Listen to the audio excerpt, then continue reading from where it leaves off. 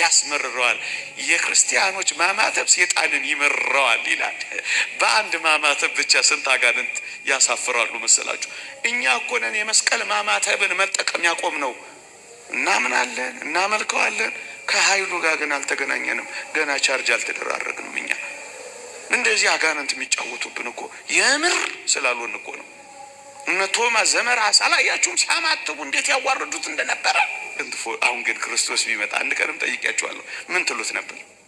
አሁን እዚህ ቢገለጥ ፈርምል ነው? ፎቶ ትነሳላችሁ? ሰልፊ ይገርማል። እንደው አለ እንኳን አልመጣሁም በዚህ ጊዜ ጌታችን እጅግ ይገርማል።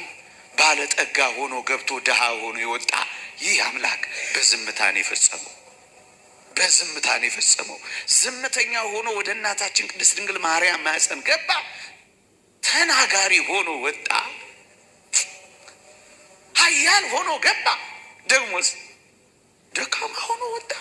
በዝምታን የፈጸመው የዝናብ ጠል ሲወርድ ቀስ እያለ ድምፁ እንደማይሰማ ይሄ በረዶ የቀላቀለ መብረቅ ያወድ ሳይሆን በዝምታ እኔና ለእናንተም ቅዱስ ሚካኤል ይምጣልን። በእውነት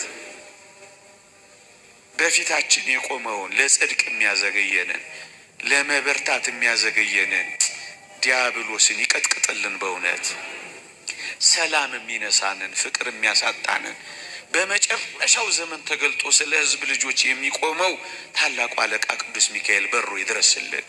መልአክ ለመልአክ እንኳን ካስፈለገው መልአክ ለእኔ ያስፈልገኝም የሚሉ ትዕቢተኞችን ይመልስልን። እንኳን ለአንተ ለመልአኩ ለቅዱስ ገብርኤል መልአኩ ቅዱስ ሚካኤል አስፈልጎታል። ወገኔ በነፍስሽ ሰይፍ ያልፋል ተብላለች።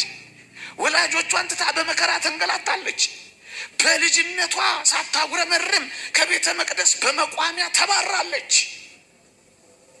ገና ደግሞ አንድ ልጇን አደባባይ ለአደባባይ ይጎተትባታል። ሊገሉባት ይፈልጉ በበረሃ ተንከራታለች።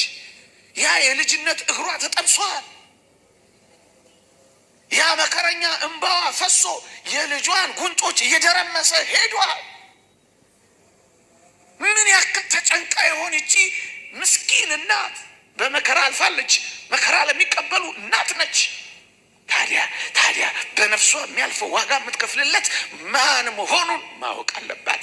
እግዚአብሔር ትዕቢተኛ፣ እግዚአብሔር ግብታዊ፣ እግዚአብሔር ብርተኛ።